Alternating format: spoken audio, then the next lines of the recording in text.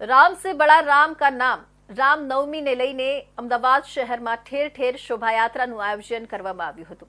વિશ્વ હિન્દુ પરિષદ તેમજ બજરંગ દળ દ્વારા અમદાવાદના વિવિધ વિસ્તારોમાં શોભાયાત્રાનું આયોજન કરવામાં આવ્યું હતું, જેમાં હાથી ઘોડા તેમજ અખાડાઓ સાથે તમામ માઈ ભક્તો શોભાયાત્રામાં જોડાયા હતા। તેની સામે પોલીસને પણ પડકાર હતો કે કોઈ ઉચ્ચનીય બનાવ ન બને, તેને લઈને પોલીસ પણ ખડે પગે જોવા મળી।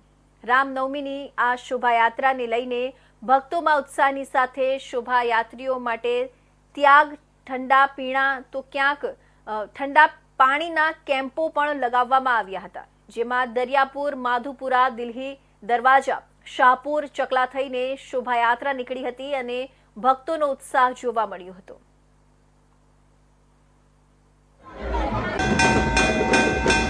રામનવમીને લઈને આજે ભવ્ય શોભાયાત્રાનું આયોજન કરવામાં આવ્યું છે।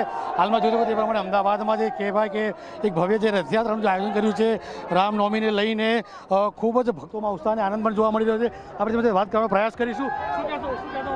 આજે વિશ્વ હિન્દુ પરિષદ દ્વારા જે પરંપરાગત રામનવમી શોભાયાત્રા થઈ રહી છે એમાં આજે ખૂબ જ મોટી સંખ્યાની અંદર ભક્તો દેખાઈ રહ્યા છે અને એની અંદર 3 હાથી, 20 ઊંટગાડા, 4 ઘોડા, 7 ભજન મંડળીઓ, 9 અખાડા સાથે રથ અને ખૂબ મોટી સંખ્યામાં યુવાનોને બધા ભેગા થઈ ગયા। રામ ભક્તોને એ સંદેશો આપવાનો ક્યારે બી નિરાશા ન થશો, ક્યારે બી નિરાશ ન થશો।